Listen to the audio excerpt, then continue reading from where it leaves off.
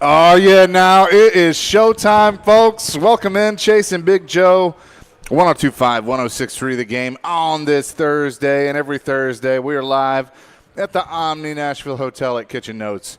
Joe, how many bowls of oatmeal have you had so far? I am on my fourth. Okay. Well, I got here at 8 o'clock. So. Well, you know, that's cool. You love the oatmeal. I love Kitchen Notes, man. It's the People's Hotel, the People's Show at the People's Hotel today.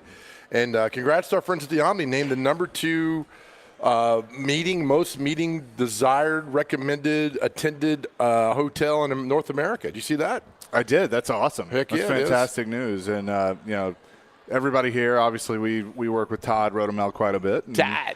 You know, they all deserve a lot of credit. But it's a team effort, just like this show. Dr. Crane here as well. What's up, Dr. Crane? Hello, gentlemen. How are we doing this fine morning?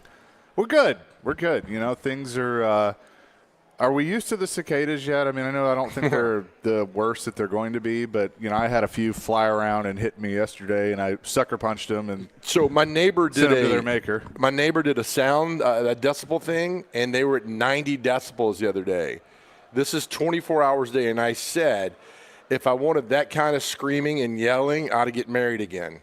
I mean, it's constant. So I do have a question for you both. It's not a question of the day, but it's a question. Do you both remember in 2010 in the FIFA World Cup, it was in South Africa, they had those vuvuzelas or whatever it is, those annoying little horns? What's more annoying, that or cicadas?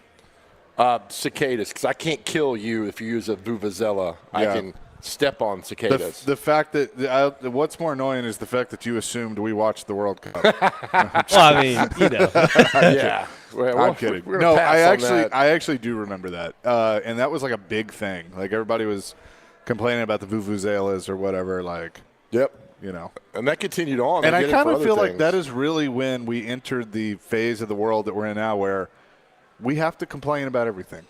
That was pretty annoying, though. Yeah, well, it was annoying. That was really annoying. That was like Twitter was starting to be. That's what it was starting to become. So, anyway, the NFL schedule is out.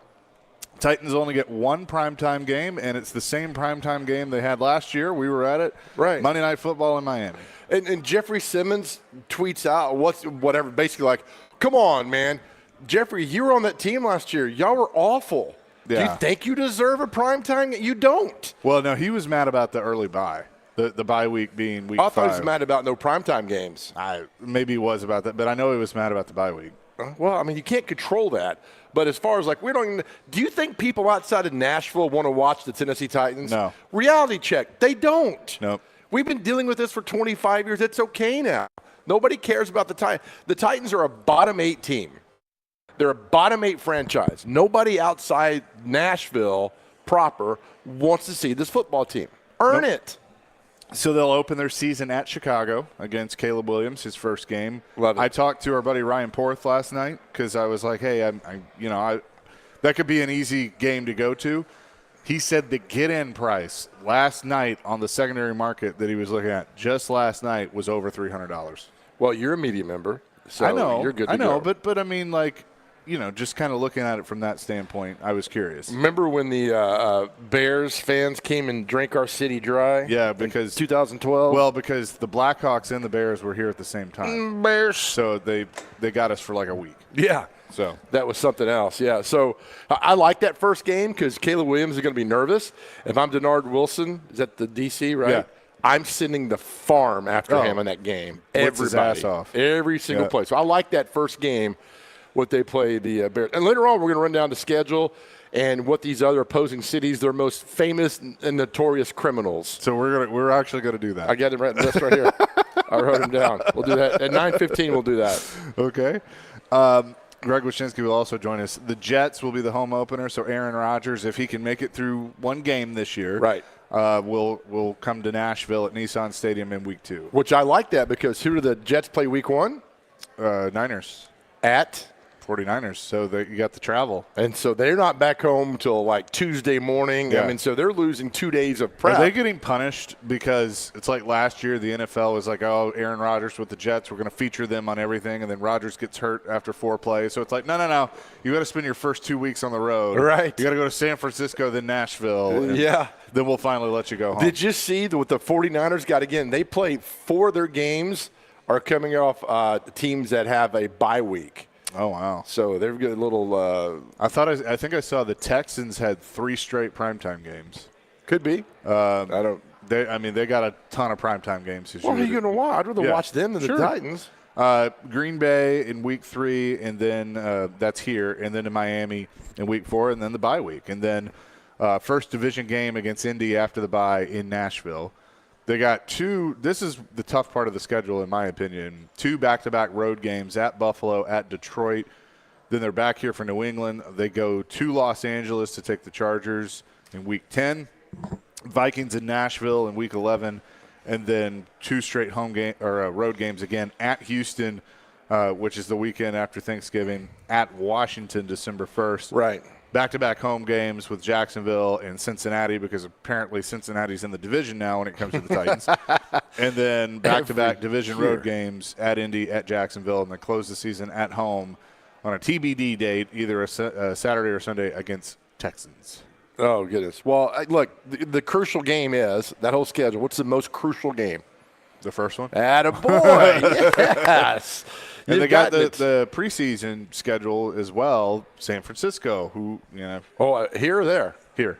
San Francisco and Seattle here at New Orleans. So when I worked at Channel 2 back in the day, Channel 2 had the preseason games. I loved when you did sideline. Thank you. There was an edict of no more West Coast preseason games. When I was there, this was 15, 20 years ago, because you're not starting until 9 o'clock locally. Yeah. So you're blowing out, your 10 o'clock news, you're blowing out a lot of program that you have there. So they went to the West Coast just a couple of times. People complained about it. So San Francisco's there, or it's here. Where's Seattle?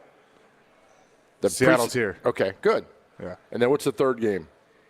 At New Orleans. Okay. I'd like to go to that. It's preseason. Yeah, we could do that. We could do a little weekend down in New Orleans. Dr. Crane, you want to go to New Orleans? Absolutely. I've been dying to go. Well, have you ever been? I've never been. Listen, I'm not gonna lie. I'm not gonna lie. I'm willing to take you, but I would be really nervous letting you loose in New Orleans for the first time. We have to put him on one of those little leashes. Yeah, I'm really scared. What am I, the first time we 5, let him go Joe? down. Yeah, no, in New Orleans, yes. Yeah, you are. Because here's the thing, they're gonna look at you and they're just gonna see fresh meat. That's what they're gonna see. I will tell you, every time you go to New Orleans, Dr. Crane, it takes 3 months off your life. Oh, boy. So just know that. The one time I've been in New Orleans one time, I have never it was for WrestleMania 30. I have never had a hangover like I had in New Orleans. And it was the first night. Get there and go, you know what, to the wall. Yeah. And going down Bourbon Street and it's I could drink on the street. This is awesome. And I was 26 probably. Oh my goodness. And so I'm drinking Hurricanes, and they had these grenades, grenade drinks or whatever that was 4 different kinds of liquor. Oh, pass. I mean, I was obliterated, and then woke up the next morning and literally felt like somebody had just taken a baseball bat and just hit me over the head with it. I love 4 or that. 5 times. I still say every major sporting event should be played in New Orleans. Yeah. And just unleash people on Bourbon Street. It's that fantastic. Now, Las Vegas is kind of taking over that, but Bourbon Street's condensed. Las Vegas is sprawling, and just have everything go there. But it's a preseason game. It'd be a lot of fun to go down there and do that. Well, if we go, just call me Dr. Crane, the Raging Cajun, on Bourbon Street. Yeah. All right. You will be raging, all right. There's no doubt about it. No doubt. We're live today at the Omni Nashville Hotel. You can weigh in on our phone and text line 615-737-1025. That's driven by WilsonCountyHyundai.com. Greg Wyshynski going to join us at the bottom of the hour, the latest on the Stanley Cup playoffs. But coming up next, Big Joe has done his research. Right. And the most notorious criminals from each city that the Titans will play in. This is why our city's the best. That's right. This should be interesting. We'll do that next. Chasing Big Joe, 102.5, 106.3 The Game.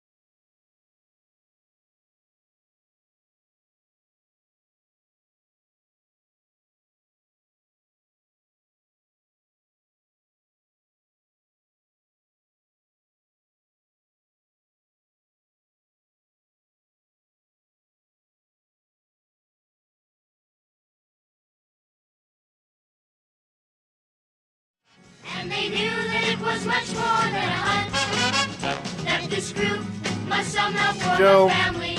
The Chase and Big Joe That's the Bunch way we all here on became the 102.5, Brady 106.3 The Game, live at the Omni Nashville Hotel at Kitchen Notes today. Always enjoy being here.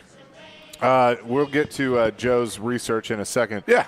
But feel free to weigh in on the text line. Just remember, when you do text in, that gives me the authority to read it on the air. Stephen from Clarksville says, can we please petition to get rid of Stillman? His voice is annoying. His favorite thing to do is mock whining voice, which sounds like nails on a chalkboard, and his daily 8-hour monologue rants are the worst. Stephen, thank you for writing in. The answer to that is no. You know what I take away from that? Steven listens to Jared every day. Yep. So thank you, Steven. Thank you for listening, Stephen. Appreciate it. Yes. You and a lot of people that complain about Jared listen every day. I ran into We appreciate it. I ran into a guy yesterday, and I said, yeah, I'm on. He's like, I know you're Big Joe. No. He's like, what about that boy in the afternoon? And I was like, who? He's like, that Stillman guy. I tell you what, I sit in the car and just laugh for hours. I'm like, as a station as a whole, we appreciate you listening as much as you can. Look, Whether it's to us or to Caroline, Willie, and D-Mace or to Robin, we don't care as long as you listen. I will say this, as someone that has been here, I mean, you were here at the beginning. I've been here almost over 12 years and about to hit my 12th anniversary as an actual employee. Nice. It's been fun to watch this thing grow, but we're the best we've ever been. Like, top to bottom lineup is the best it's ever been. That's a Toby Keith song, man. Yeah, it is. Robbie and Rex Road in the mornings, our show now, Caroline, Willie, and D. Mason, Jared. And look, you can disagree with Jared. You can not like Jared. That's the point. But right. He's different, and he does a great job. And I will say this because I've witnessed it. I've been around it for 8 years now. He will outwork anyone.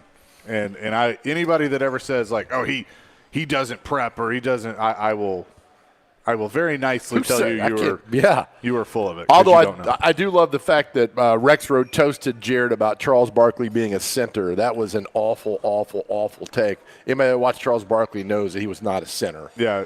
Skyler says Jared Stillman is the best, but we all hate him. Would square up with him on site in Nashville. And that's fine. That's what he wants. The point. Yeah. That's it. That's the point. It works out fine. So, yes. All right. So you have done some research. Looking at the Titans schedule and the cities that they play at, and you have looked up the most notorious criminals from each city. Well, here's the deal. When you texted me this last night, I was like, do we really want to do this? Not really. You know what a mnemonic device is? I kind of. It's something you tie on your finger as a remember. Oh, why is this tied on my to finger? help you remember, yeah. All right, so this is going to help you remember the Titans schedule in 2024. This should be interesting. First game is Chicago, most notorious criminal gangster Chicago. Al Capone. Al Capone. It's very, very simple there. So you remember first game, Al Capone. Second game is the Jets. New York, Son of Sam. Yep. 1977, the blackout in New York City. Son of Sam was notorious, not gangster, but a criminal and all that. Green Bay was tough. So Green Bay, it's a third game. Do you have to use Milwaukee? Yes. And there you get Jeffrey Dahmer. Yeah. One time I was playing pickleball, and I was talking to this guy, and I said, where are you from? He's like, I'm from Milwaukee. I said, hey, I went to Milwaukee, and I was there for 3 days, and, I wanted to find Jeffrey Dahmer's house. He's like, oh, by the way, my cousin was the first guy he killed. And I said, hey, you guys have a good day. We'll play pickleball next time. Oh, man. Yeah, true story. All right, fourth one is Miami. Most notorious Miami criminal. Simple. Scarface. Tony Montana. Yep. That's exactly who it is. Yep. Number 5, Indianapolis. It's that Subway guy, Jared Fogle. Are you serious? He's from Indianapolis. This is the Big Joe God. Rust. That creep should be in jail for the rest of his life. He's from Indianapolis. I was going to say Jim Irsay, but he stole the Colts in the middle of the night. Yeah, that's right. His daddy did. Yeah. The Bills is easy. You got to throw OJ in there, right? Yeah. I mean, you have to. I got another LA guy later on there that goes that. The Lions is a tough one too, but I don't know if Rexford remembers this guy, Jack Tuco. He was the mob boss of Detroit for many, many years. Very underrated mob boss because Chicago, New York got all the attention. But Jack Tuco was an awful, awful man and ran the mob in Detroit. Huh. So I didn't know that. Yeah, so you got that one. New England's pretty easy. Yeah. I mean, you could apply him to Jacksonville too, actually. And we do. Yeah. So Aaron Hernandez. Yeah. L.A. for the Chargers. It's from the movie L.A. Confidential. It's the police chief, Dudley Smith. I mean, did you see L.A. Confidential? Yeah. It's an amazing, amazing movie. You need to watch that. We get blasted on the text No, line. Michael Madison said, Joe, there's no recovering from that Dahmer story. I'm sorry. I know. I felt bad about that. Minnesota. What are the odds, though? Yeah, I mean, look, when you go to another town, you want to go look at landmarks. I like to look where things happen, and it's been razed, it's gone, no longer there, but there it was. The guy was like, yeah, it's my cousin. Minnesota, John Dillinger. Oh, I did not know John Dillinger spent a lot of time in Minnesota. okay. Notorious gangster in the 30s. Houston, I didn't know this either. It's where the Candyman originated from. Oh, wow. Okay. Yeah, so a very By the way, you keep bringing up gangsters and, the mob and stuff. Like, I'm fascinated by all that stuff. you should be. Like, it's just, like, Goodfellas is probably my favorite movie, because it's one of the most accurate. But, like, just reading about Capone and, like, different mobsters from those days, like, reading the history of Vegas, how they ran Vegas, and, like, that's kind of the reason the Strip exists. That's a past tense, how they ran Vegas. Well, run Vegas. Right. Yeah. Washington's pretty simple. All politicians. Yeah. So you remember that with the Commanders. Yeah. And then Cincinnati, we'll skip Jacksonville because that's all that one you got already. We're not going to double dip. But Cincinnati, there's a guy named Donald Harvey that killed 37 people. Jeez. And then there was a Cincinnati Strangler up there. So every city has bad parts of this, but that's how I'll remember the Titans' 2024 schedule now that I go forward. I'm going to be honest I was not expecting that when you texted that last night, but now you remember. That's an interesting list. No, we could go down the list of like the great parts of it, but I just care about Nashville. Who would be the most notorious criminal from Nashville?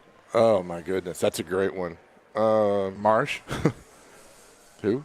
Or Perry Marsh. Paul Reed, maybe. Yeah, probably Paul Reed. Yeah, I don't feel like going down there. I mean, I'm. That was, dude, like that. For those of you that remember, like that whole thing, Paul Dennis Reed, the fast food killer. Like as a kid, I was like 10 years old. I was scared to go to McDonald's. He was awful. Yeah. And I shouldn't tell this story, but I'm going to. In his trial in Clarksville, he had to come through us, and he stopped and winked at me. Oh.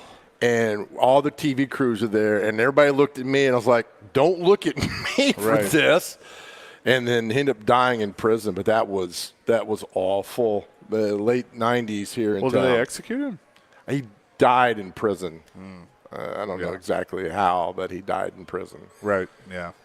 So with that, you have the Titans 24 Well, got a little dark there for a second, but Right. we'll pick things back up. But as you said earlier, I mean, the main game is the Bears game. That's the most important game on their schedule. That's game number 1 on the road. You don't win that game. Michael Madison says Morgan Wallen. Oh, man. You got to win all focus now is on the Bears. By the way, okay, so Wes in Clarksville said, y'all need to check out the exhibit on Alcatraz in Pigeon Forge. It's full of crime history.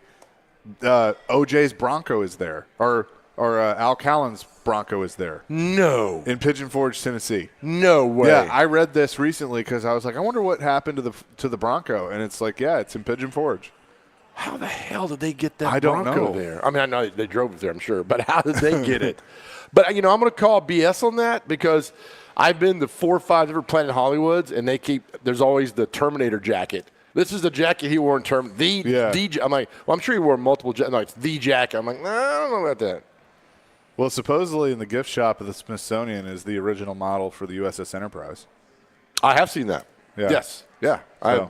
There's a lot. The pop culture part of that place you need to go visit. Yeah, for sure. All right, we will talk to Greg Wyshynski, ESPN. We'll get his thoughts on the Stanley Cup playoffs. We'll do that coming up next. Chase and Big Joe, 102.5, 106.3 The Game.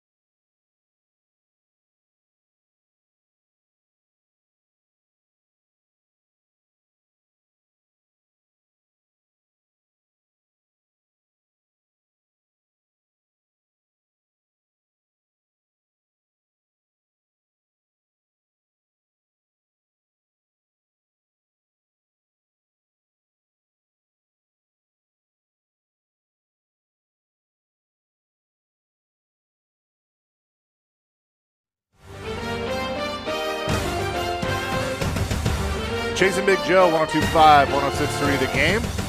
Back here at the Omni Nashville Hotel, talking Stanley Cup playoffs with our man Greg Wyshynski, who joins us every Thursday at 9:30, presented by ESPN Bet. Greg, good morning. How are you? Doing well, man. Doing well. It's pretty good second round. I know we talked about the first round being a little B-, C+. This one's pushing into A territory, I think. It's been really good.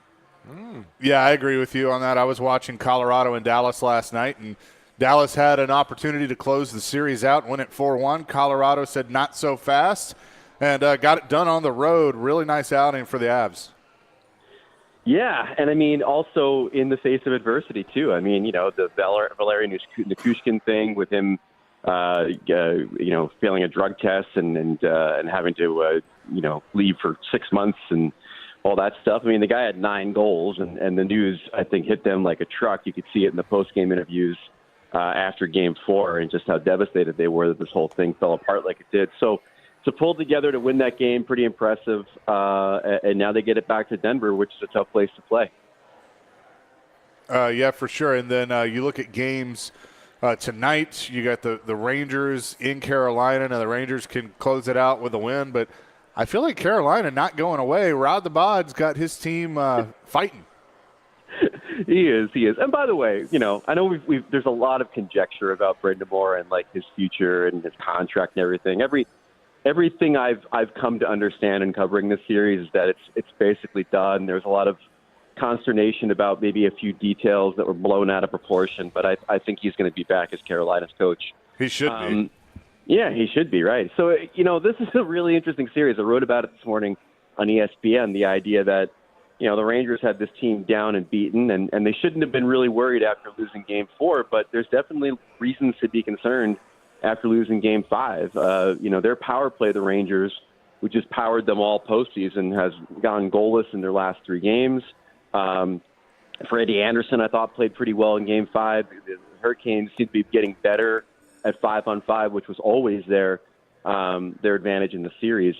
So, I don't think they wanted to be in Carolina for Game 6, man. We're talking about Denver being a tough place to play.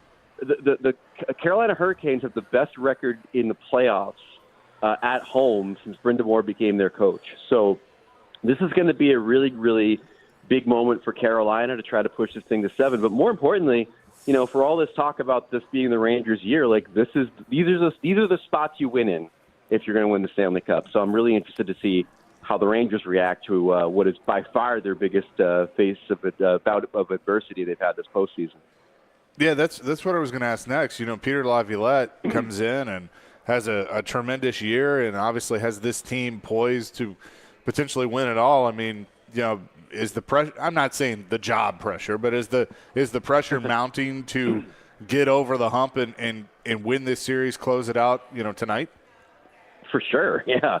I mean, he talked about it after Game 5 that he's got a level of concern because I think there was a bit of disconnect between the players and their coach, to be honest with you, and not in a major way, but the players seem to believe that the problem was the third period. Like they gave up a bunch of goals to Carolina in the third period. They end up losing the game at MSG. Laviolette afterwards is like, nah, actually the whole game was crap. We had problems the whole game. And we need to really kind of make sure that we understand what needs to be done. And you could see it in that game. I mean, they just laid an egg. I mean, they didn't attack the net. They weren't good on their details. They certainly weren't good on the power play. They just didn't have the motion and the movement that they usually have there. So it's all fixable stuff. But again, the last thing you want to do if you're the Rangers is push this thing into Raleigh where the Hurricanes are great, and then play them in a Game 7.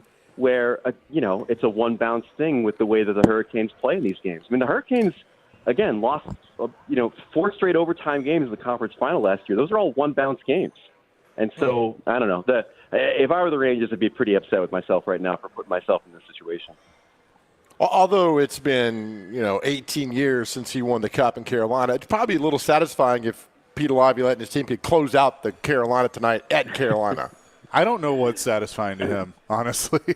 True. He never opened up when he was here with us. Although, Greg, I'll tell you a quick story. I'll tell you a quick Go ahead, story. yeah. When he was here one time, we were doing a scrum with Laviolette, and the questions are going nowhere. I'm like, hey, it's December 23rd. If you haven't bought your wife a Christmas gift, what do you need to do? He went on a 3-minute rant, Greg, about going to Walgreens and buying gift cards. It was amazing. It was amazing. Yeah, That's the most he ever talked to us. That man strikes me as a real buying a gift card the day before Valentine's Day, the day before Mother's Day. And by the way, the only thing I think excites him is a good can of Brill cream for his hair. Like a good tin of Brill cream. It's funny. There was a lot of talk before the series about the connections between these teams. In particular, Vincent Trocheck having been with Carolina the last time they played the Rangers in the playoffs. Laviolette having obviously coached them, and he said, he's kind of a nomad now. I mean, he's been in a few places, and and it's not as if he has the same kind of connection with the Hurricanes as maybe he did in previous years. But yeah, I'm sure there's probably some satisfaction to try to close this thing out down there for him.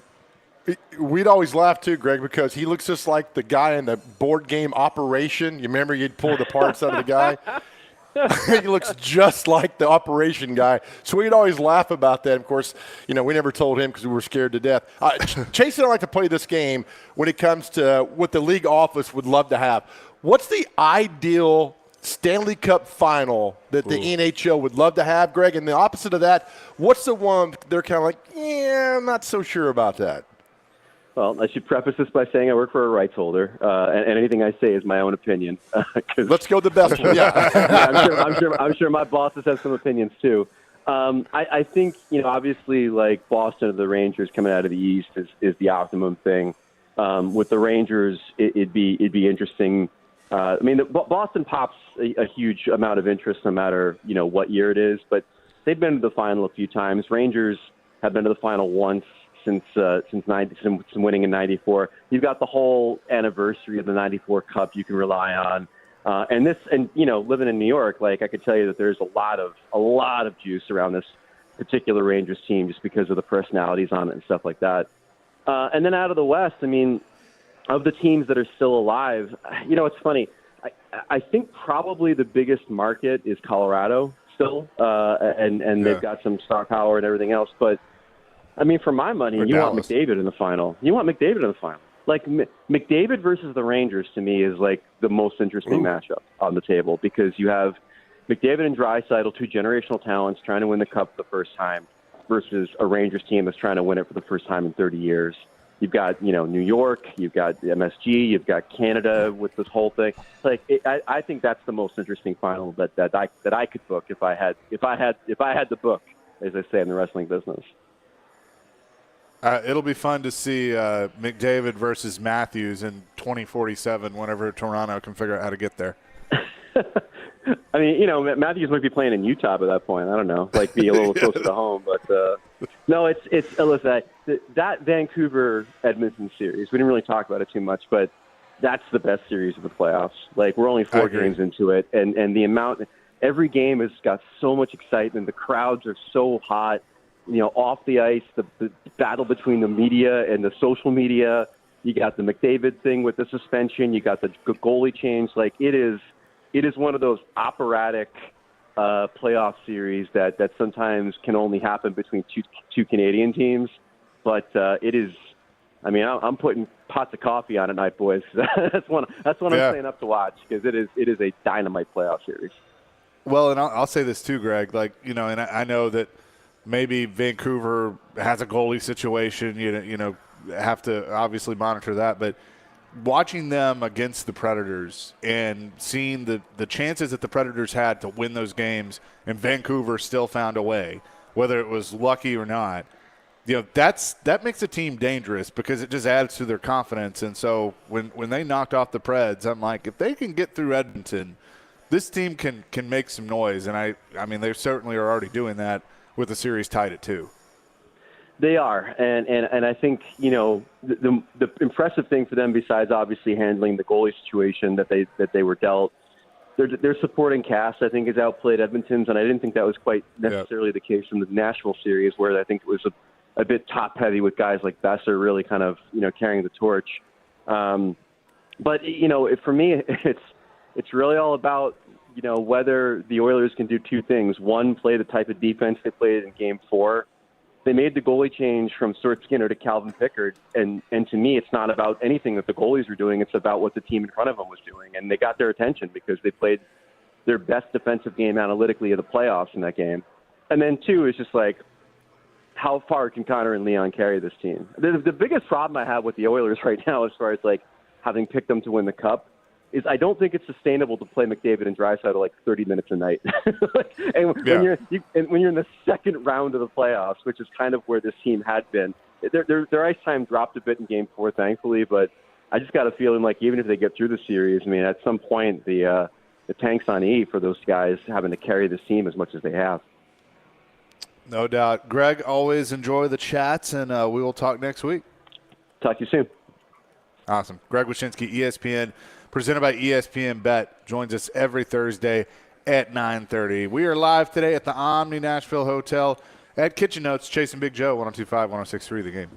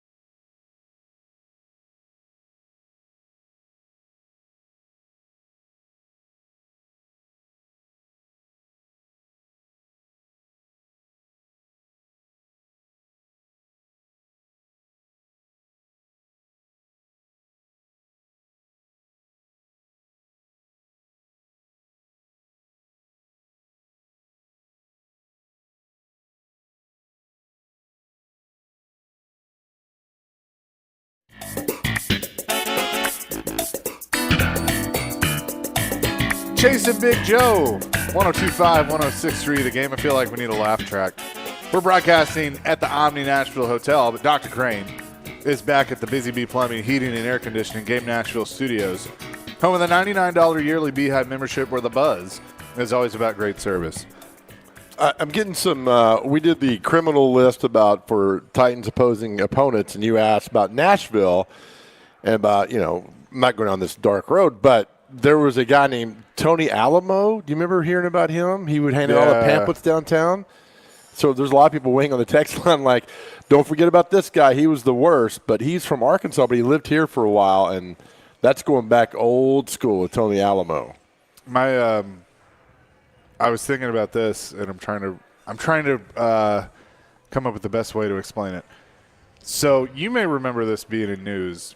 Do you remember the lady that she was a teacher and she opened a new school, and it was for like, I guess not special ed, but like really gifted kids, at like the really smart kids, and so she opened this school, okay, and basically stole all the money.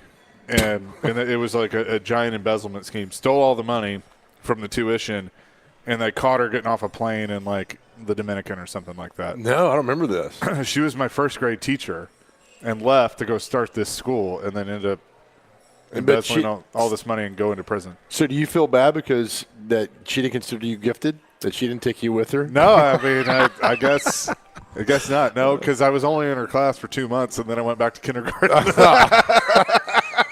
So I definitely wasn't gifted. I'm getting no money off this family, so I'll just send them back to kindergarten and be done with it. Oh, my goodness. Oh, well, that's something else. Yeah, that was back in the, I guess, early 90s.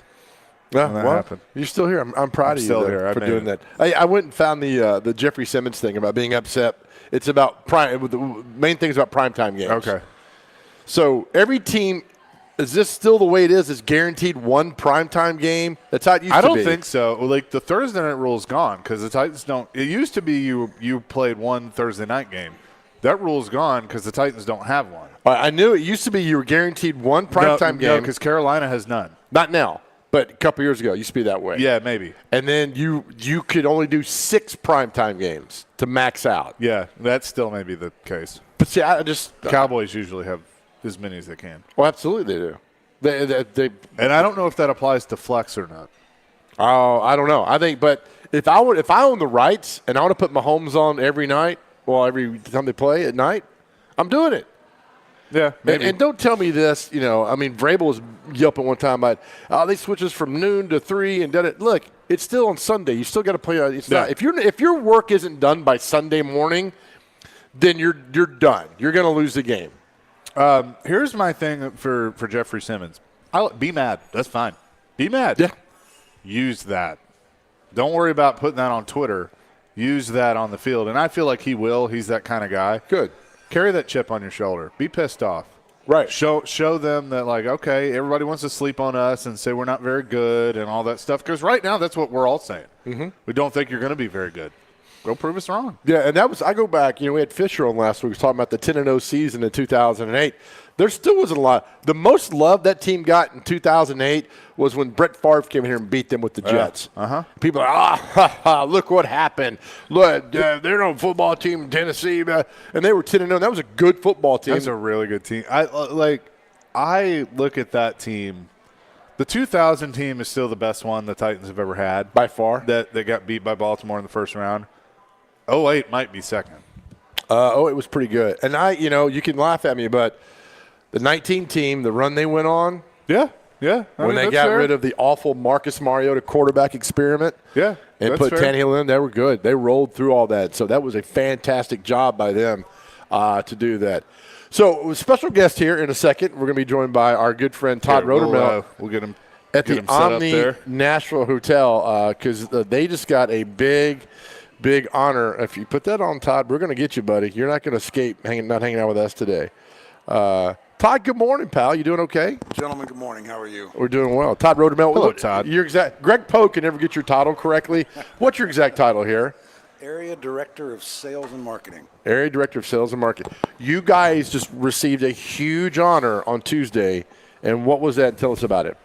Well, thank you. We were named the #2 meetings hotel in all of North America by Cvent, which is an online tool, if you will, for all of the meeting planners, actually worldwide, where they can go in and select their dates and their space and source it out. And we were named #2 They started these awards back in 2015, and we have finished 7 or above every single year. We That's finished awesome. #1 twice, #2 twice, 3, 4, 5, and 7. And there's a lot of competition these days for you guys. So to finish at #2, I think it's just good as finishing #1. Well, I don't want to use the Ricky Bobby thing. But out of probably, you figure 3,000 plus hotels, convention hotels in North America, I'll take #2 every single day of the week. My goodness, it's always packed. Well, and what's interesting to me too is like you look at when this whole new Nashville thing started and the convention center, the Music City Center got built. You guys were kind of first. Yes. Obviously the Hilton was here, but there weren't many choices. Now there are, and obviously you need that in a city, but that means you have to up your game. That when you got places across the street and down the street and all that stuff that are trying to beat everybody else, you guys have to continue to elevate, and you've done that. We're fortunate because we've got a great location right across from the Music City Center, a block from Bridgestone. We seamlessly connect to the Country Music Hall of Fame and Museum on 3 levels. Second largest hotel in the state, second most amount of meeting space. And you're right, we were the first, and there's been a lot others open, being the Grand Hyatt and the Westin and the JW and the Joseph, and we can go on and on. But we've upped our game, and with our associates, as I put on my post, and Joe knows it, it's all about the bus people, the servers, the waiters, the culinary, the engineers, the housekeepers. They're the ones that we'd go through power of engagement training every single month with every single employee in this building to keep these people coming back. It's hard to get them in the door, to get them sign the contract because they've never been here, but once they experience the Omni Nashville and our associates, they always say, okay, find me dates in 24, find me dates in 25. We got to come back. And obviously that's attributed to Dina Ivey and Butch Spirit in at the CVC and the destination they've created. Joe, you've been here longer than I have, and you know that there was times back in the early 2000s, we wouldn't even come downtown. Yep. Right. We wouldn't even come downtown. And, look at it now. It's crazy 7 days a week. What I like about the hotel, my thing is, if every time I come here I see new faces, I'm not a fan. I see old familiar faces that are here. That means they like working here. I see it all the time. You remember Dan Piotrowski. Yep. Our opening general manager. And, Dan said something that really hit me, and we teach it to all of our associates, and that's no matter who it is, whether it's Joe Dubin, you treat everybody with dignity and respect. You better. And everyone's fortunate. We're a very busy hotel. They stay employed 40 hours a week, and that's our goal. Yeah, it's something, because we talked about during COVID how you had 9 jobs. You were housekeeping, you were valet, you were bellman. I mean, but you had to do that. Absolutely. And so now to see how your hotels come back bigger, better, and just more amazing, it's got to feel great. You know what? I never want to live those dark days of March 12th of 2020. For the next year, 18 months. To your point, I valet parked cars. I schlepped luggage. I helped in the kitchen. I bussed tables, and it's all for one. And we made it to the other side, and we're bigger, better, stronger, and faster now. Good. Well, Todd, congratulations. We always enjoy being here. Thanks for having us. And Joe and I have had about 6 breakfasts already. So okay. It's on me. we appreciate it. We appreciate it. Thanks for stopping by. Thank you, guys. Todd Rodemel joining us here on the program. It's the Chase and Big Joe Show. We're live today at the Omni Nashville Hotel at Kitchen Notes. And our question we're going to throw out there at 10 o'clock hour. We talked about it yesterday. It's happening. The Super Bowl.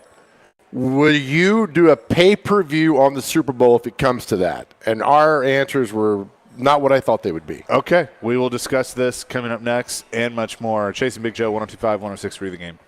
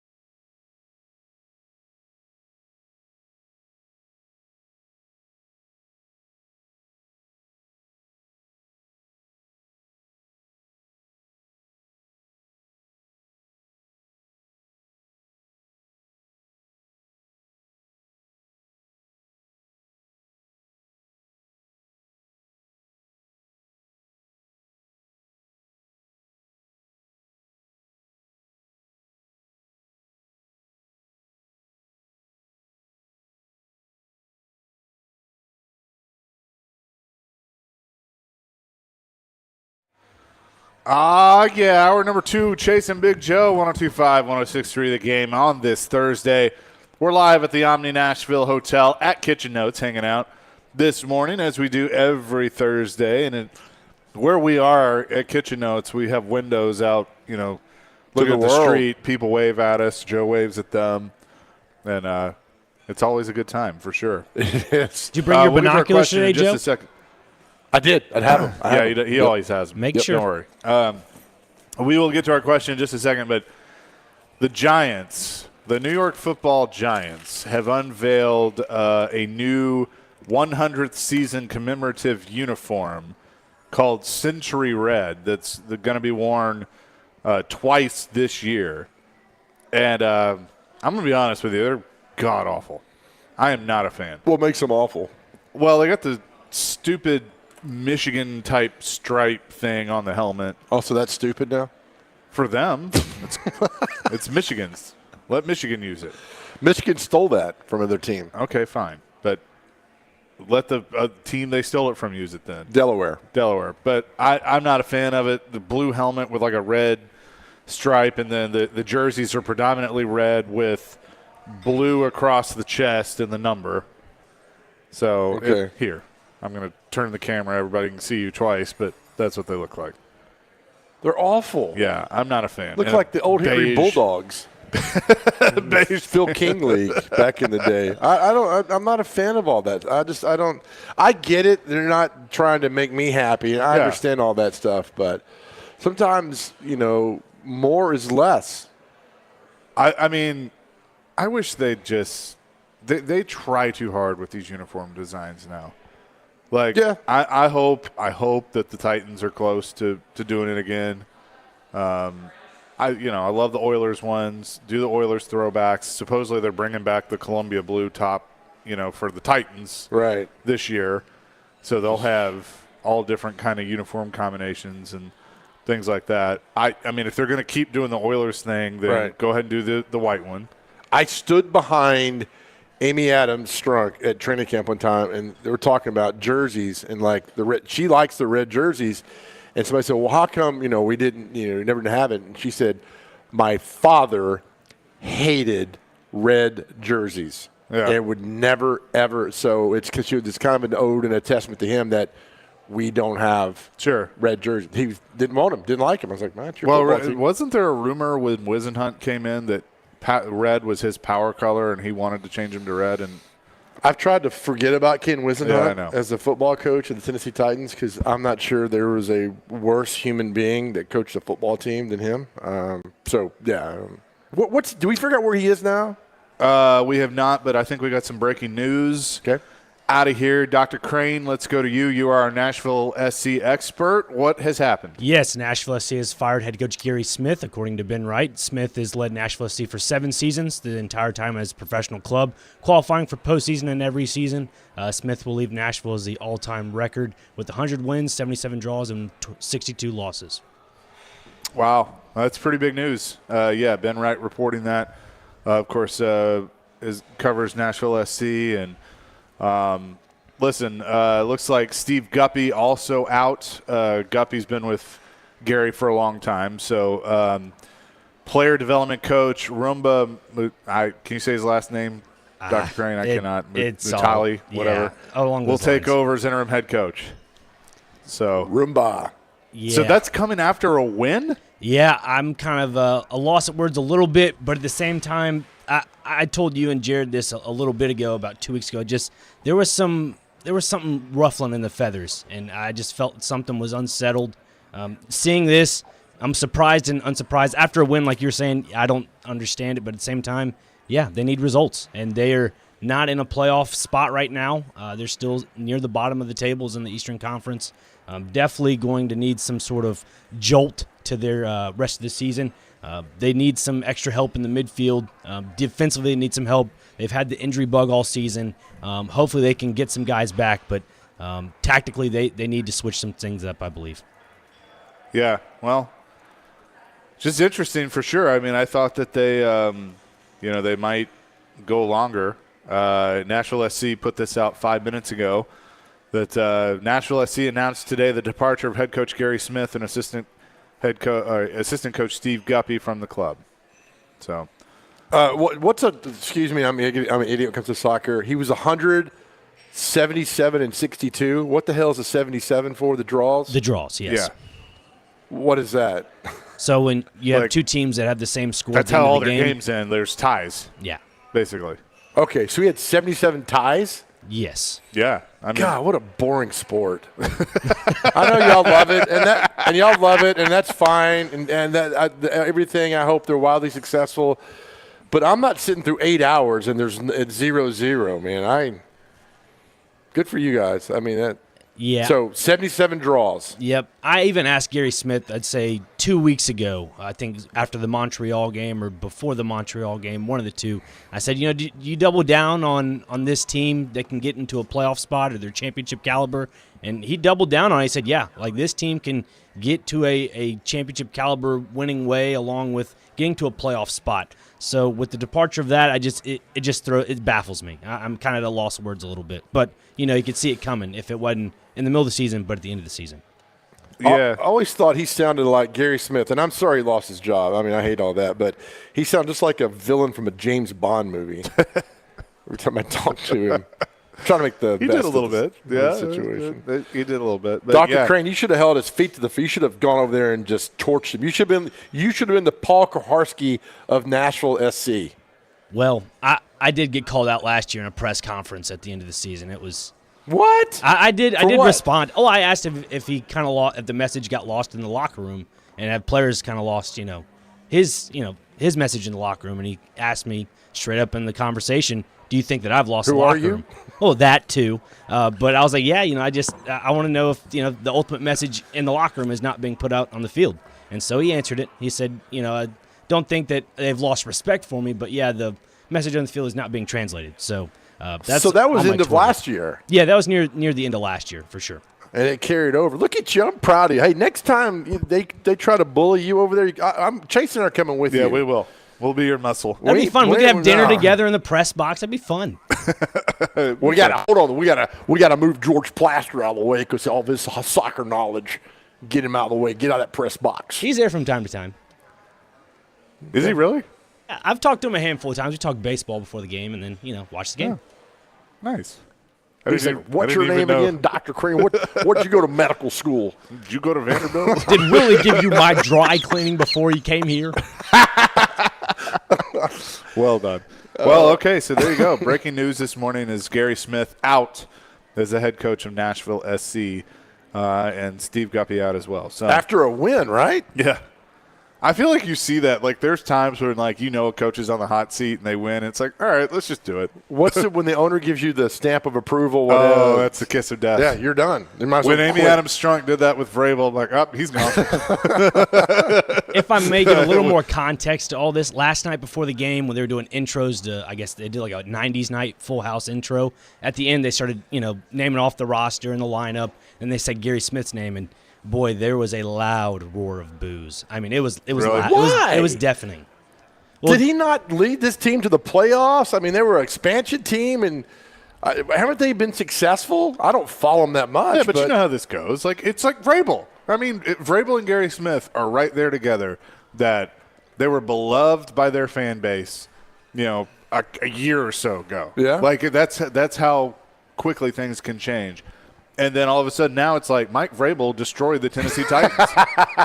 Like, you ask anybody, it's like Mike Vrabel is the worst coach in the history of coaches, and he came here and he took his New England evil powers and he just destroyed the Titans. Man, And it's like, no, he didn't. Nick, did Gary Smith go to New England and talk about how great it is up there and how bad it is here? No, he went back to Colorado where he won the that's it. MLS Cup. So yeah, I mean, he was did that. He in the was playoffs 9 out of his 10 seasons in the MLS, I do believe. And so, I mean, last night, I believe it was Valaire who asked the question about, the crowd and the back and forth. And Gary kind of, alluded to it a little bit about, some fans may not like his tactics or may not like him, whatever. And then he talked at the end of his, comment there. He goes, if I'm either out, some will be happy, some won't. So that kind of was a little tease, I guess, to today. he kind of knew. Yeah. Wow. I wish he would fit in that conversation like, oh, and by the way, you all can go straight to hell. And walked out.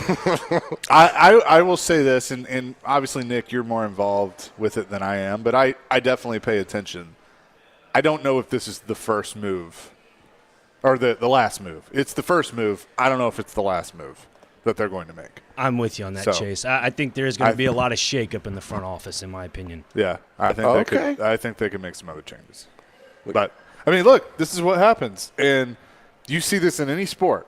You know, it used to be like when the Predators came into the NHL, it was like, all right, you got about 3 or 4 years to kind of get it all together, and then you just slowly but surely like get there and get to the playoffs. Now they did it, I think, a little quicker than people thought at the time, but I mean, it took a while. And then now, with the expansion fees the way they are, Vegas goes to the Cup final their first year. They've already won a Cup now in their 5 years of existence, or over 5 years, but quickly.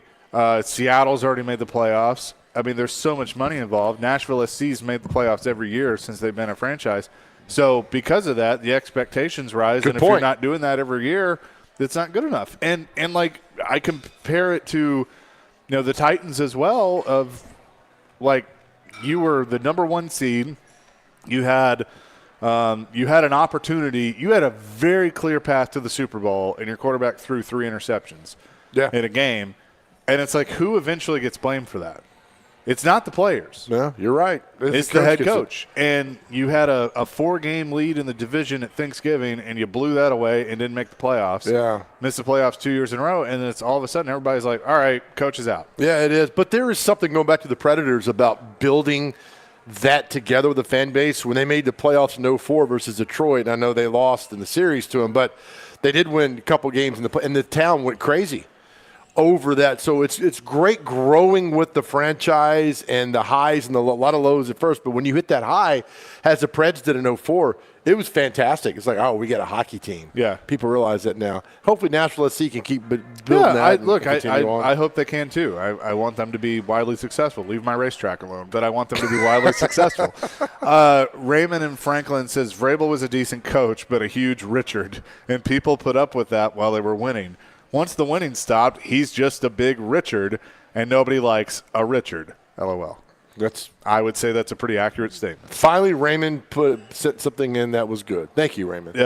Justin Greenbrier, that's shocking news, especially with mostly successful seasons with Nashville SC. It also shows they aren't good with just getting to a certain point every year. I mean, I think that's true. Like I think we went through this with the Predators, that it was like, okay, is just getting into the playoffs good enough, or do you actually want to go on a run? Well, the answer is pretty simple. You want to go on a run. Yeah. Getting there is great, but you want to do more, and it kind of got to a point where it was, all right, it's the same thing every year.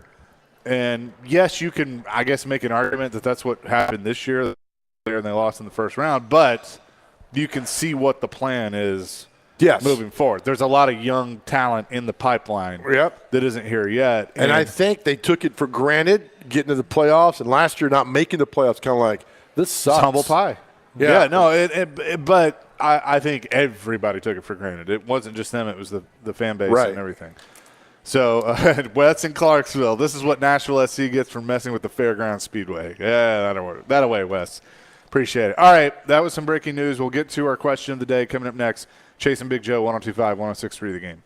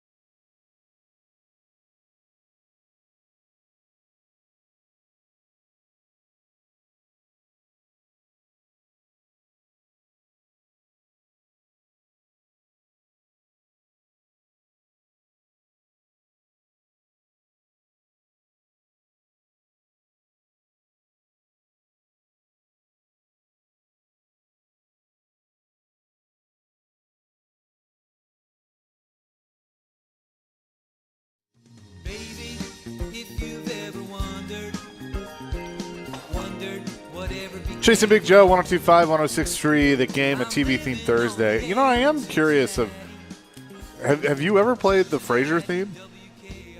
I haven't. I find that surprising. I try not to play favorites As we around refer here. to you as Dr. Frasier's a good one. It is. We got a MLS insider who's weighed in. It's not Ricky Merritt. So Okay. Max Haldeman. Remember Max, our friend Max? Yeah. Max said, Max, I'm going to read your text on air, if you don't mind. That's part of it. They're underperforming big time for the roster of players they have. I'm usually not a fire that coach type of guy, but it's time to move on from Gary. And I said, look at you, insider. He's like, I'm not an insider, but my MLS knowledge goes far beyond leave my racetrack alone. Max for the win. We love you, Max. Max has my number too. So, you know. Maybe he's a little afraid because you're the boss now. Maybe he's a little afraid of that goes on. Hey, that's fine. That's fine. Max has always kind of Cute. thumbed his nose at me a little bit on some opinions, so that's Here okay. we go. That's Max fine. is entitled to his opinion. He's entitled to it, but leave my damn racetrack alone. So, Who's the biggest advocate for keeping the racetrack? Big name. Is it Dale Jr.? Dale Jr.? Yeah. Well, we need to get him on the show then. I'm working on it. I really am. Say, So, come on the show, man. yeah, we will see. For sure. All right, so we got the Titans schedule that is now out. It's time. It's time to do our prediction. We do this ad nauseum. We'll do it again. But as of right now, you know, looking at these teams, how do we think it's going to all shake out? Okay, let's do this. All right. All right, You can at Chicago. play alone. They beat Chicago. I think they beat Chicago, too. I think Jeffrey Simmons and in that secondary is going to have a field day with Caleb Williams. And I think Byard's going to gamble way too much and try to be cute, and they're going to toast him. So they're done. So 1-0. All right, so the Jets, Aaron Rodgers coming the next week. Jets, short week. Again, I think Titans can beat the Jets. Jets are not that good. I don't care who they've added. They're always hyped up. They're not that good. So, and that would be great if they start off 2-0 and everybody's got false hope, like, oh, here we go, we're going to the Super Bowl. Like, that would be great. It'd be great, 2-0. Because the odds of teams who start 2-0 to make the playoffs are like really pretty good. Yeah. Pretty good. Start 2-0. Green Bay comes in here and beats them. I don't know. I still don't think Matt LaFleur is a good coach. I think he's gotten lucky with Rodgers. Now he's gotten lucky with Jordan I don't Love. think Matt LaFleur is a good coach. I don't think Jordan Love's a good quarterback. I just think they come in here and they win. And if the Titans Because the cockiness will. if the Titans are 2-0 and feeling it, and Levis is doing well, there's a lot of factors involved here. I think Nissan Stadium is going to be loud like it was in the early 2000s, and people are going to go crazy. Okay. So I say they're 3-0. Call me crazy. I say 2-1. And I'm not a Titans fan, folks, so there you go. 3-0. All right, who's next? The Miami Dolphins, Monday Night Football at Miami. Loss. Yeah. Revenge.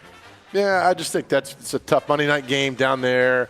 Or it's going to be hot. Yeah. Dolphins ready to go. So you have them 3-1 at the bye. I have them 2-2 at the bye. Yep. October 13th, the Indianapolis Colts in Nashville. Bring it on. I think they beat the Colts here because Andrew Luck's not the quarterback anymore. I will say W as well. So 3-2, 4-1 for you. At Buffalo. I don't know what Buffalo is. If Josh Allen's healthy and playing, they lose. So I'm going to assume he is. Yeah. So they're 4-2. I'm going to say 3-3. I'm going to say that's a loss. Okay. At Detroit. I think that's the 5th or 6th game into the season. I think Lions will be rolling by then. Lions win that one. There's something special up there in Detroit. See, I'm going to take the opposite because I think the shine will wear off.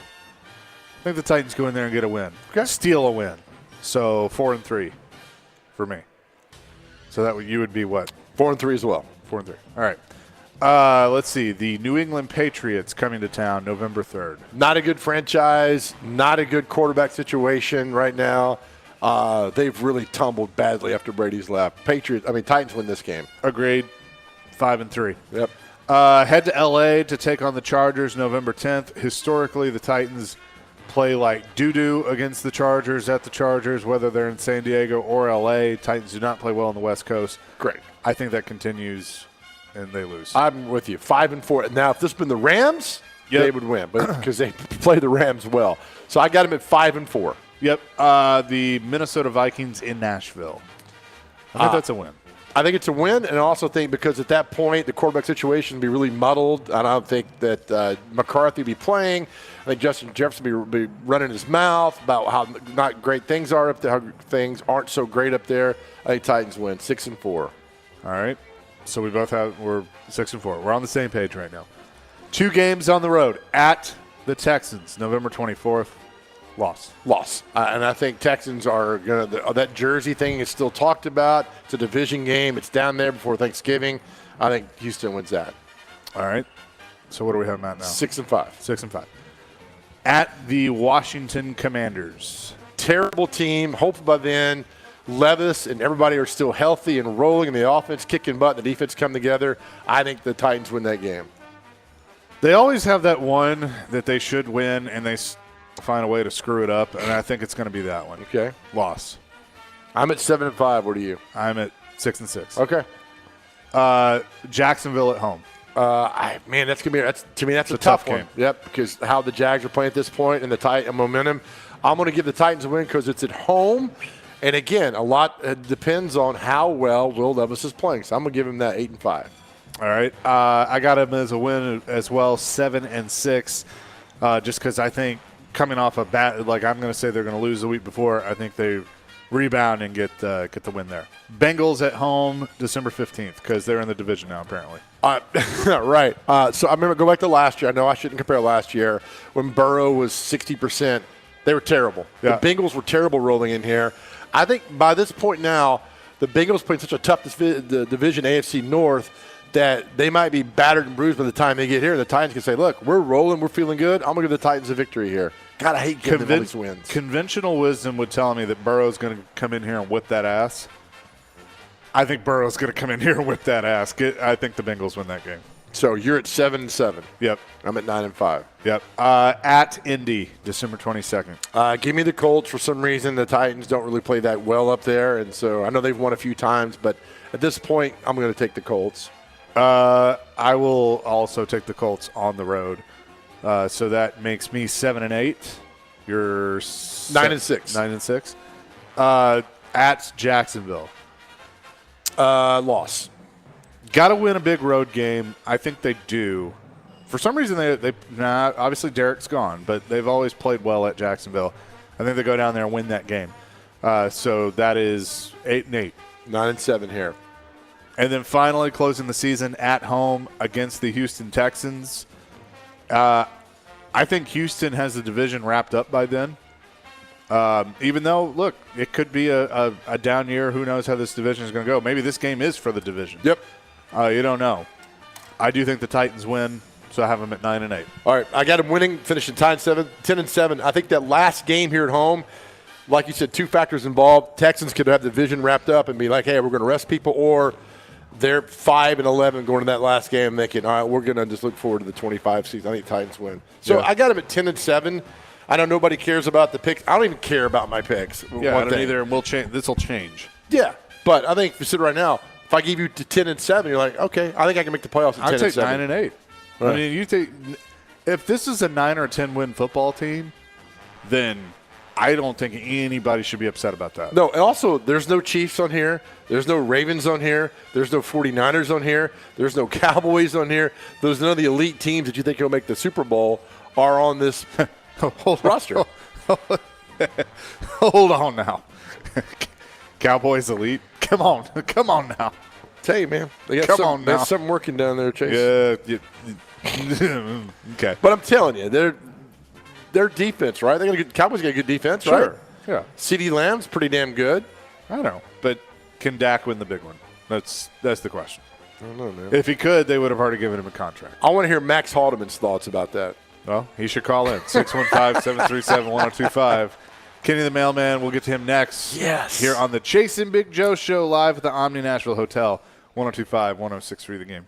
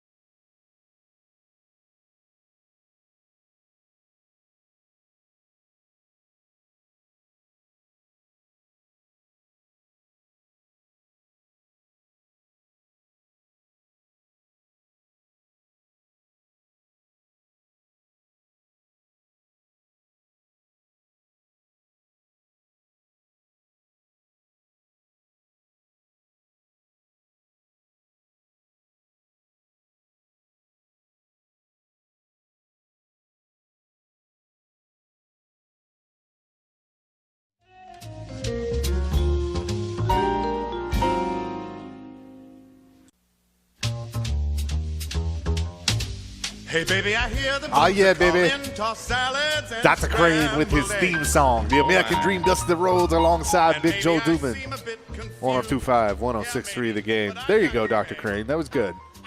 Thank you very much. Have you watched an episode of Frasier? Oh, yes. Pluto TV, baby. Okay. Oh, there you go. I'm just making sure. Live today at Kitchen Notes at the Omni Nashville Hotel. We just gave our predictions for the Titans schedule. I say they go 9-8. You say 10-7. Yeah. You can weigh in 615-737-1025. Kenny the Mailman has his thoughts on the schedule. Kenny, what's up? Hello, good friends. How are y'all? Doing fantastic. Good. Chase, I just want to let y'all, I absolutely love talk radio. I've been listening over 50 years, so it's so special to me. I don't know if I've ever heard a weirder or more unsettling segment than when Joe remembers the teams the Titans play by the criminals in that city. Joe, do you promise Did we leave you don't somebody have else? Yeah. Do you have a hidden room in your house with like former program directors' photos with chicken bones around them? That is just scary. I'm going to send you just a pocket schedule from QuickSack so you don't have to remember the criminal. Quick sack. My goodness. Oh, man. But What, was will I make you- wrong? well, no. But I will make you smile with a criminal from Nashville. Do you remember Big Tussie? No. Chase, you'll love this. Big Tussie was a huge Okay. woman that fought with the police all the time. So Nick Gulas wound up signing her as an attraction to wrestle once a month at the fairgrounds, but she did not know it was a performance. And she actually beat Bill Dundee. He said the worst he's ever been beaten in his life because she didn't realize it was a Holy cow. performance. You don't remember Big Tussie, Joe? No, I do not remember at all. That's you'll what a have great to- story, though. You'll have to Google that because, I mean, she fought with the Metro Police so much Nick Gulas wound up signing her. But All right, let me ask you, You know this what? before you go. Do you remember, nobody's going to remember this, but I know you will, the Foot Stomper. the Nashville Foot Stomper, ladies beware downtown because the Foot Stomper is making his rounds. Of course I remember the Foot Stomper. Good. I tell people, Kenny, about that. They're like, there's no way that's true. No, it is. It's a guy who went downtown, wore boots, and a woman would be waiting on the bus or a car, whatever, and he would just slam on their feet. I mean, it was the weirdest thing. And once again, Nick Gulas would play on any angle he could. There was a wrestler he named the Russian Foot Stomper who would jump in the route and act like he was from Russia and stomp people's feet. So if you want to know the pulse of Nashville, you got to know wrestling. Listen, y'all have That's a great right. day. That, Bye-bye. All thanks, right, Kenny. thank you, sir. Appreciate it. My dad used to talk about going down to the old Hippodrome. Yeah. Where Nick Gulas had his shows, and there's Nick Gulas and Tojo Yamamoto, The best. and Jackie Fargo. He always talked about Jackie Fargo. Nick, I'm sure your grandfather was down there wrestling. Yes, sir. at that time. Nick Gulas was the promoter my grandfather wrestled under for quite some time here in Nashville. Listening to those names from Kenny the Mailman brought back a lot of kitchen table memories there. My grandfather told me a lot of I'm stories sure. about the fairgrounds and wrestling under those Yeah. circumstances. It was incredible. I remember there was one night. And Go ahead, Joe. I'm sorry. No, you're more important. Go ahead. Oh, okay. Well, I was just going to say, I remember there was one time I was at the kitchen table. My grandfather told me he wrestled at the fairgrounds at like 7:30 at night, and then he ended up getting in a car with 4 other wrestlers, and they drove all the way to Chattanooga, and they wrestled another match that same night, and it was incredible. And then he Yep. said he ended up getting cut on the left arm by somebody who brought like a blade in to the match because everybody thought it was kind of real back in the day. And so, he ended up getting stitches later on, like at like 12 o'clock or 1 in the morning or something like that. I remember they were telling me about that table. I was like, no way. So, yeah, there was a lot of, I guess you'd call it drama outside the ring. Oh yeah, I mean all the documentaries and stuff of those days, like it just the territory days are definitely interesting for sure. Well, I So- was just going to add that, if you move to a city, people need to learn. I mean, if I moved to Jacksonville, Florida, I'm a history guy. I'd want to know how certain things happen, certain kind of notable people in the city. And that's why Nashville, like with Kenny, that was a great call about Big Tussie. Was that it? Yeah. And then the Nashville Foot Stomper. I mean, some infamous people that are around that's like, God, did that really happen? That go down? And I didn't know about Big Tussie, but the Nashville Foot Stomper. Dimitri Kaladimos did a documentary on him one time, which is pretty good, about the Nashville Foot Stomper. Chuck says, wow, love this. My mother and Jerry Jarrett are cousins, so I was brought up in wrestling as well. So there you go. Saturday mornings, was it still around when you – I don't think so in the mid-2000s. Vince ruined the territories. So, yeah. Vince bought them all up basically and made WWF, now WWE, into what it is. And, there was obviously Turner had WCW. But, the territory days, I know there are still smaller promotions, but it was. Well, that's how The Rock got to Nashville. His dad wrestled here in Nashville. He he went through Memphis Wrestling and then Jerry Jarrett and all that stuff. So who was sorry about walking down memory lane, but if the guys out there watch wrestling in the 1980s, you remember this. What was the referee's name? Oh, you're too young. Was it Tommy Sloan? What was the referee's name? Somebody let me know the ref. It was always Lance Russell. Yeah. And then, a myriad of other wrestlers that came through and everybody. It's always the same official in the ring. I want to say it was Tommy Sloan. I know who you're talking about. I've heard my dad talked about Lance Russell and all those guys. It was great. It was great. It was so much fun to get up and watch that. There was a manager too. My dad. One of my dad's stories was he took my uncle George, who was quite a bit younger than him, down to a match at either Hippodrome or the Fairgrounds or something, and there was a manager that always had a cane, and so he would always, when the ref went looking, he'd always clock the other wrestler with the cane to help his guy win. and so he's telling the story, and I think Fargo is in the match, and Fargo grabs the cane and breaks it and then hits the manager with it and throws it under the ring. Yeah. And so my dad tells my uncle, who's probably 10 at the time, jump the rail and go under there and get the cane. Oh, yes. Saul Weingroff. My uncle jumps the rail. Yes. He was my grandfather's manager. Was he really? Yeah, when he was the Continental Warriors, I believe, with Bobby Hart. Okay, so maybe your grandfather was in this match. Who knows? So my dad makes my uncle jump the rail and crawl into the ring and grab the cane. Did he get it? He got it. Ah.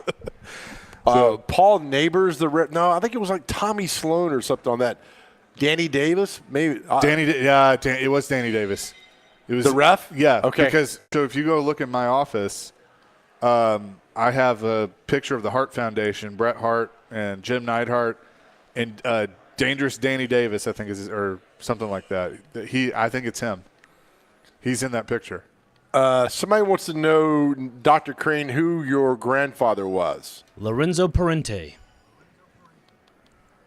Yep, there's nothing else to it. So Larry the Parent. Yeah, basically so, yeah. He went by Mephisto in some regards. Some people looked at him. He was in a tag team called the Spoilers, and then he was basically one of the Spoilers. He was a heel. He wasn't a babyface. He was a heel in his wrestling career. But a nice guy at home. Yeah, everybody thought he was a spaghetti salesman outside of wrestling. Look, if I was especially in those days, but if I was a wrestler, I'd want to be a heel. Everybody, because it's more fun. You can get away with more. I've interviewed so many wrestlers over the years, and I would always ask, do you? Because a lot of times when they would do the interviews, they were good guys because that's how you were promoting it. And I said, do you miss playing heel? And Randy Orton told me one time. He was just it's so much fun being a bad guy because you basically can say everything that you've always wanted to say to somebody and actually get away with it. Oh, that's great. Yeah. But it's just you can be more creative and you get, especially when you get heat. I listen to The Rock, for instance, now that he's come back and he's a bad guy. He's getting so much heat and has the entire crowd if you're watching the stream, right here in the palm of his hand. That it's just fantastic. And the thing is, The Rock is one of the most popular wrestlers of all time, and obviously it helped his Hollywood career. People forget, how good of a bad guy he really was. He was the best. the absolute best bad guy. They're weighing in. The three refs: Paul Neighbors, Danny Davis, and Paul Morton. That's the ones we're getting on the text line here. What a great! I think Danny Davis is who you're thinking of. He had the beard, and the joke was like, if you think your life's useless, at least you're not a wrestling referee. And I was like, oh, man. But those were some – who was the guy that had the hairy back? Dutch Mantel? Yeah. Dirty Dutch. Yeah, if Dutch Mantel walked in right now, I'd be like, oh, my God, that's Dutch Mantel. Yeah, I would know. And Bill Dundee. All these guys were legends to us growing up in Nashville. Lawler, Jerry Lawler. All of them. The Andy Kaufman thing, we laugh about it, but that took wrestling – That put wrestling – honestly – you talk about Vince buying all the territories and everything. That whole thing with Kaufman put it to a level where wrestling could go mainstream and be a national sport. If you watch the YouTube of Andy Kaufman getting slapped by Jerry Lawler at Mid-South Coliseum, there's 12,000 people there. It's sold out. Yeah. People are going crazy. Of course, they went to the Letterman show, and people are like, he slapped him. They found out later that's a big joke. And Dave, wasn't it Dave didn't know about it? They had no idea. Yeah, so it was Lawler and Kaufman were the only ones that knew. That's right. That it was a work. Yep. And Letterman kind of got pissed. He did. When Had he no found idea. out, that it was. If you go back and watch the movie Man on the Moon with Jim Carrey, actually a pretty good movie. They recreate that scene. They asked Letterman does it, and the director goes to Letterman and says, "Hey, you need to wear it. Can you wear a toupee and look like you did back then?" Letterman says, "Absolutely not. I want to look like I am now." So if you watch the scene, it's David Letterman 1999, not David Letterman 1982. Yeah. He's like, I'm not wearing a toupee. Yeah. I'm not going to look young like that. I I remember that for sure. We'll come back, tell you what day it is, and also celebrity birthdays live today at the Nashville Omni Hotel. And Kitchen Notes, our favorite spot here on 102.5, 106.3 The Game.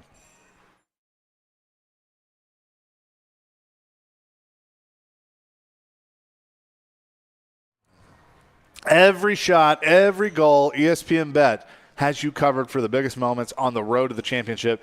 It's my official sportsbook and the exclusive sportsbook of ESPN, the only place that you'll find special offers and promotions from your favorite ESPN shows and personalities throughout the playoffs. It's fantastic. It's easy to use. They have every sport right there. You can either search for it or they'll pop right up on the home screen. You can easily make a bet. New users can get a bet reset up to $1,000 in bonus bets if your first bet doesn't win. So download ESPN Bet today. What a play. You must be 21 years or older and in Tennessee. For problem gambling support, call or text the Tennessee Red Line 800-889-9789. Terms and conditions do apply. See the app for details.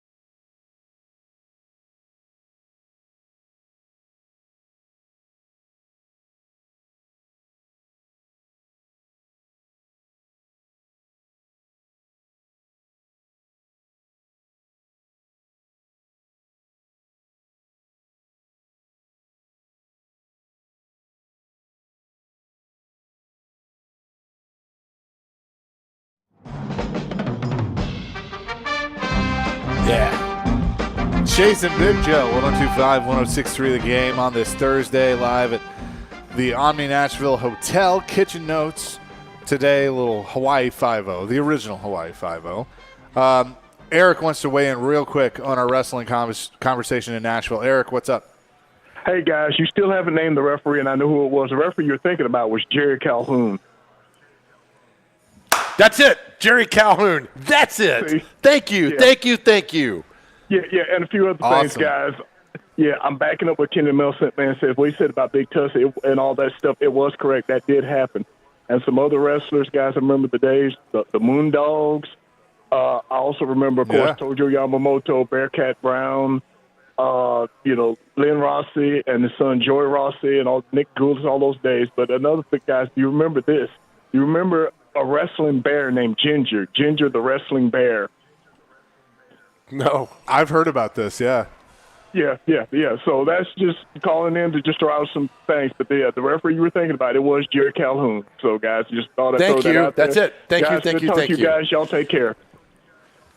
Thanks, Eric. Don't be a stranger. Appreciate it. Jerry Calhoun. I know that name, too. Yeah, that's it. That is awesome. Oh, All right, man. without further ado, let's get to what day is it and celebrity birthdays. All right, first on the docket here for what day it is, Biographers Day is what it says, so that's first on the docket. Okay. Brown. Joe and I are looking for those. We also have Brown Baggett Thursday. Don't know what that is. It's a cat inside of a brown bag. Take you lunch to work, baby. Yeah. Brown bag it. Hummus Day. Love me some hummus. There you go. Let's see. I'm a fan. here. What else? We have International Day of Light. It's always good to have a little light in your day. Love a Tree It is. Day. That's There's what we that. do from 9 to 11. Yeah, we shed some light on some stuff. Absolutely. Let's see.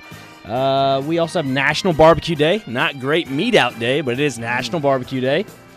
And last on the docket we will go with is National Piercing Day. So pierce your ears, tongue, whatever. Okay. I'll pass on that, but Yeah, same here. Dr. Crane, you big barbecue fan? Love it.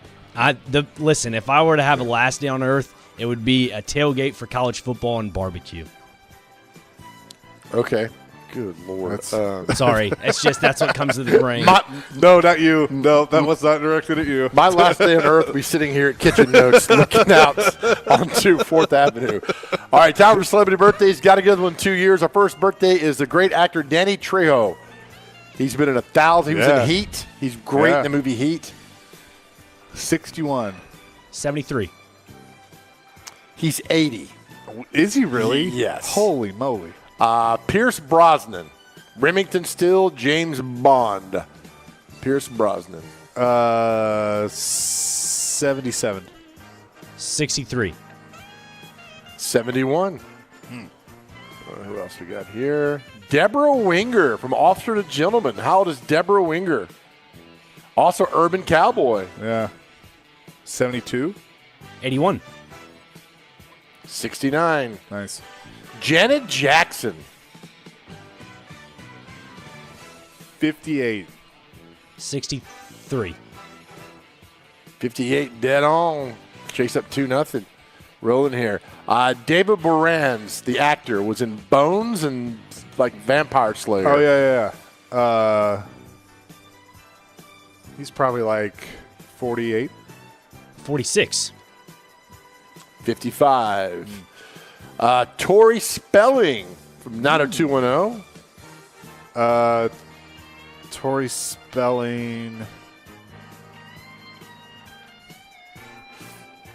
50. 53. 51. Chase up 3-0. Come on, Dr. Crane. You can rally here at the end and get this done. Actress Megan Fox. 38. Yeah, I was going to say 38 as well. I'm going to go with 39. 38 exactly. Chaser is up 5-0. Sorry, Dr. Crane. That's okay. Maybe next time, buddy. This is revenge for yesterday. Singer Ralph Tresvant from New Edition. 61. 64. 56. Tucker Carlson. 57. 58. 55. Chase is up 6-0 right here. Rapper Special Ed. 47. Man. 49. I lost where he was. 49 exactly. Nice. That's it. Oh, Dr. 6-2. Dr. Crane on the board, and that's all we got. There's no athletes that popped up on this day as well. They were all yesterday, apparently. Yep. That will do it for us here. Thanks to the Omni Nashville and Kitchen Notes for having us today. Hey, as always, we close our show out to our guys out there, our buddies. Listen, if you're struggling, having a tough day, please on your cell phone, you can dial 988. Somebody's always there to talk to you 24 hours a day, 7 days a week. If you need to talk to us, you can find myself, Chase, and Dr. Crane on social media. We will talk to you any time of the day to make sure you are okay. We want you guys to know that we love you, and our world is a better place because you are here, and please know that. I'm out tomorrow, but Joe and Nick will hold it down for me. I'll see you on Monday. Caroline, Willie, and D-Mace coming up next. 102.5, 106.3, The Game.